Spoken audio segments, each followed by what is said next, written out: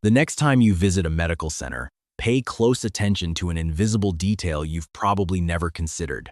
Pests are completely absent.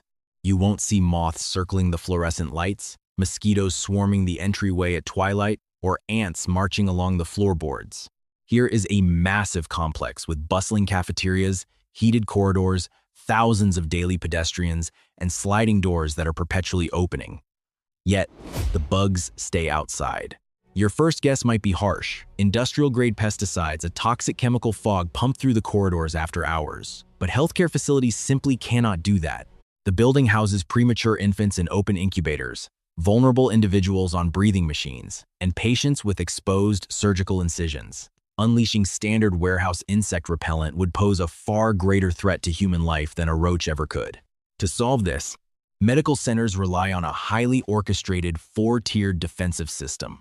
The foundation of this defense is fascinating, mainly because it wasn't engineered by modern doctors or chemists. It was actually uncovered by ancient Persian flower vendors, who stumbled upon a botanical defense so lethal to pests that they guarded it as a highly classified trade secret for hundreds of years. By roughly 400 BC, these merchants realized that a particular variety of white daisy possessed a terrifying power. It could instantly kill fleas, lice, and creeping bugs upon contact with its dried petals. They pulverized the blossoms into a fine dust and traded it throughout the ancient world, fiercely hiding the plant's identity. The monopoly was just too lucrative. Around 100 AD, Chinese scholars independently discovered the same phenomenon, documenting it in their medicinal texts. The secret weapon was the chrysanthemum. It's a simple white daisy with a bright yellow core, the exact type of flower you might see planted along a neighbor's fence. National Geographic has even crowned it the most lethal blossom in the insect kingdom. Today, it is still grown commercially in the high altitudes of Kenya's Great Rift Valley. The yellow center contains a compound called permethrin, which eliminates bugs in a matter of seconds. It aggressively attacks their nervous system, causing violent muscle contractions followed by total paralysis. Yet, the plant is completely safe for the farm workers handling it. It has delicate petals and a mild aroma, but any pest that brushes against the extracted powder faces instant death. By the middle of the 19th century, a Bavarian entrepreneur named Johann Zackerl transformed this ancient mystery into one of Europe's earliest commercial pest control products, importing the crushed flowers from the Caucasus region to apothecaries everywhere. Fast forward to the 1970s, and modern chemists successfully synthesized this natural marvel, creating a highly durable version that remained potent for weeks rather than mere hours. They named it permethrin, and this is the crucial ingredient for healthcare facilities. Permethrin is over 2,000 times more poisonous to bugs than to people. A human liver neutralizes it in a matter of minutes, whereas an insect's biology is utterly incapable of processing it.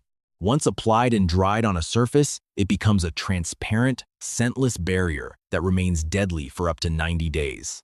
A single bottle of concentrate costs roughly $10 to $15, yielding enough mixture to coat every entrance in a massive facility for 3 months.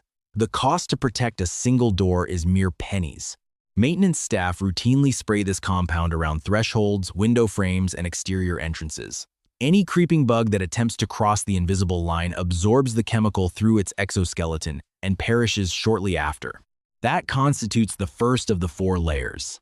It's a defensive tool born in ancient gardens, commercialized by a Munich businessman, and now standing guard at medical entrances globally for less than the price of a latte. However, there is a glaring vulnerability. Permethrin only eliminates bugs that make physical contact with the treated perimeter. A fly that sails directly through an open doorway never brushes against the frame. And given that hospital doors slide open hundreds of times a day, accommodating emergency bays, ambulance drop-offs, and busy main lobbies, how do you physically block an intruder that just glides right in?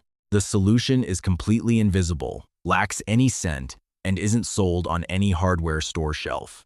If you've ever approached a clinic's entrance and noticed a gentle gust of wind hitting your face as the glass parted, you've interacted with the second layer without even realizing it. That draft isn't just the AC running high. It's the entire structure actively pushing air out. Medical centers are designed with a concept engineers refer to as positive air pressure. The HVAC system constantly pumps marginally more air indoors than it extracts. Because of this, the interior air is always exerting more force than the exterior atmosphere. So whenever a threshold is crossed, the air rushes out through the opening, never in. The entire hospital is essentially exhaling through every cracked window and sliding door, 24/7. Consider how this affects a winged insect. A standard housefly generates an incredibly small amount of forward thrust, roughly 1/1000th of a newton. The outward draft from a lobby entrance easily overpowers that. It becomes physically impossible for the fly to penetrate the barrier. It's attempting to swim against the current of a powerful, invisible river.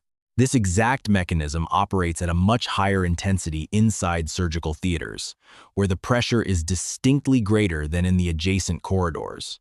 When a doctor opens those doors, purified air rushes out, guaranteeing that not a single speck of dust, bacterium, or winged pest can drift toward a vulnerable patient. It's actually a strict CDC mandate for wards housing the immunocompromised. Interestingly, the facility does the exact reverse in other areas. Quarantine rooms for contagious, airborne illnesses utilize negative pressure, drawing air inward to guarantee pathogens can't escape into the halls. The massive structure is quite literally breathing in two different directions simultaneously. To bolster this, many facilities install air curtains over high-traffic entryways. These overhead machines shoot a high-velocity wall of air straight down across the threshold. Independent studies confirm these devices alone repel 60 to 80% of flying pests, even when the doors are locked open. As for the price tag of this pneumatic defense, it's basically just the electricity required to spin the ventilation fans a bit faster. Spread across a massive complex, the cost per doorway is negligible. The most formidable pest barrier in the whole place weighs absolutely nothing, remains unseen, and ironically, was never engineered. It was built to fight pathogens. The bugs are merely collateral damage, and that completes layer 2. If you assume the remaining strategies are just as intentional, prepare to be surprised by layer 3, because no one actually planned it. Throughout the day, custodial staff mop the floors using quaternary ammonium compounds, commonly known as quats. This is the gold standard sanitizing solution that provides that distinct, sterile hospital aroma. It's applied to every tile, every ward, and across every single entryway. But here is the secret almost no one knows. The EPA categorizes these chemicals as antimicrobial pesticides. While they are meant to eradicate viruses, fungi, and bacteria, they are also utilized in commercial wood treatments specifically to kill wood-destroying bugs. So, every time a custodian sweeps a wet mop over a lobby threshold, they are inadvertently laying down a lethal chemical perimeter. The standard floor sanitizer just happens to be highly toxic to insects. The mop is effectively a deadly weapon the janitor doesn't even realize they're wielding, and the daily cost per door is a fraction of a single penny. That is layer 3. The fourth and final layer is perhaps the most unexpected, because it relies entirely on what the hospital removes, rather than what it adds. Insects navigate the world using light, with eyes biologically tuned to seek out blue and ultraviolet frequencies, specifically the spectrum between 300 and 420 nanometers. A standard residential porch light acts like a massive glowing beacon, calling out to every mosquito and moth within 100 meters. Medical centers completely eliminated that signal. They illuminate their exteriors using warm spectrum LEDs, which emit practically zero UV radiation.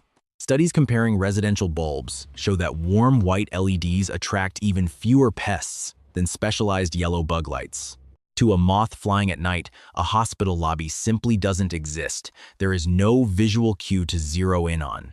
They combine this visual blackout with aggressive drain management to eliminate standing water, constant trash removal to remove food sources, and a brilliant, hidden trap inside the corridors. Disguised as decorative wall sconces, industrial UV bug traps are strategically mounted in back hallways and loading bays.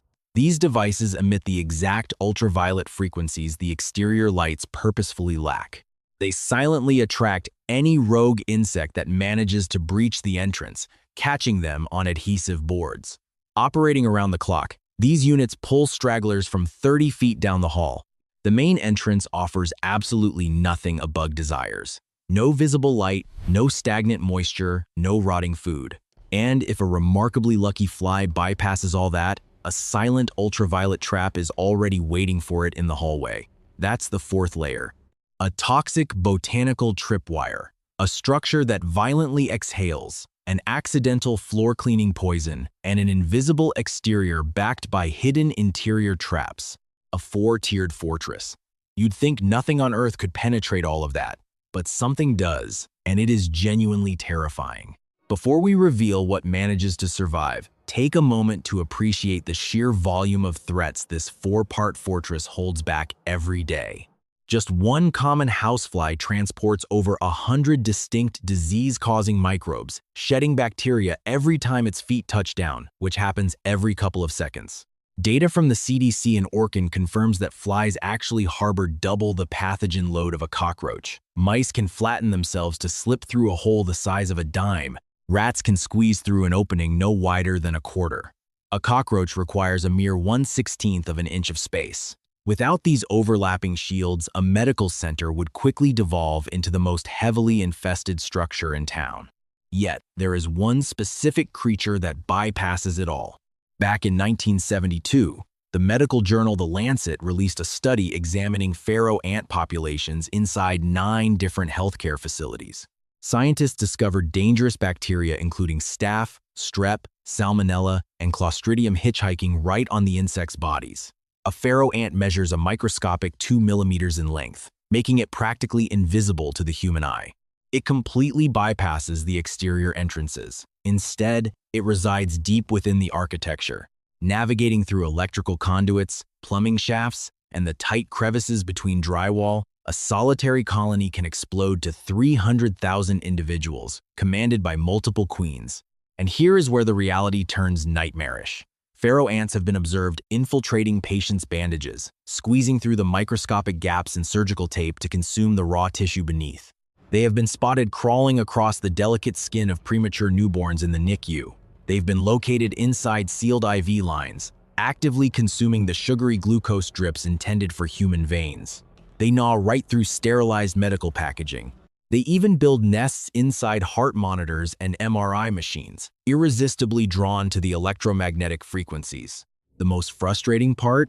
If a facility attempts to eradicate them with standard bug spray, the colony doesn't perish. It fractures. The survivors scatter into the walls and establish multiple new outposts. One nest splinters into 5. 5 multiply into 20. Applying the wrong chemical turns a minor issue into an exponential disaster. Every fortress has a vulnerability. The building engineered 4 brilliant shields to block intruders at the gates, but the pharaoh ant was born behind the walls. It never had to cross a threshold. However, for any pest actually approaching from the outside, this institutional system is incredibly effective. Best of all, you can replicate every single layer at your own house for a fraction of the cost of hiring an exterminator, which typically sets you back anywhere from $150 to $300. First, grab some permethrin, concentrate for 10 to 15 bucks. Dilute it with water and coat the perimeter of every exterior door and window, along with the foundation of your house, spraying 3 feet up the brick and 3 feet out across the ground. A single coat protects for 90 days indoors and a solid month outside. Just ensure you keep it far away from felines and aquariums. Next, install door sweeps on every outside entrance for about $3 to $5 a piece. Make sure to buy the nylon brush variety, not the rubber or vinyl ones, which deteriorate in sunlight and are easily chewed through by mice. Swap out your exterior porch fixtures for warm white LED bulbs, ideally 2700 Kelvin or lower, which will cost you $2 or $3. To a flying bug in the dark, your front door will effectively cease to exist. Eliminate any puddles near your entryways. Flush out your gutters and drains monthly, and relocate your trash cans away from the house. Finally, for the mop water defense, just grab any household surface cleaner that lists benzalkonium chloride in the ingredients. Wiping that across your thresholds when you clean lays down the exact same unintentional poison barrier that hospital custodians deploy every single night. You can establish all 4 layers for under $10. It's the exact same defensive grid, protecting a sterile surgical suite, miniaturized for your own front porch. Medical facilities aren't relying on one magical trick. They rely on an ecosystem. 4 inexpensive strategies layered together, where each one compensates for the blind spots of the others. A single barrier can't catch everything, but combined, they are an impenetrable wall. Much of the information we highlight on this channel is highly effective, incredibly cheap, and often forgotten not because it didn't work, but simply because no one bothered to compile the knowledge in one accessible place. If you find this kind of practical deep dive valuable, hit the like button and subscribe. It's the most direct way to ensure these videos keep reaching people. Up next, we are looking at an air conditioning system that has been functioning non-stop in the Iranian desert for over 3 millennia. No power grid, no motorized compressors, and absolutely no refrigerant. It relies entirely on subterranean tunnels carved into the dirt to manipulate airflow. The ancient Persians named it a yakhchal, and they utilized it to literally create ice during the peak of desert summers in over 100-degree heat. The subterranean temperature drop is so dramatic that it operates at 10 to 15 times the efficiency of a cutting-edge heat pump. It costs absolutely nothing to run, survives for hundreds of years with zero upkeep, and your local zoning board would currently classify it as an illegal structure. That story is coming up next.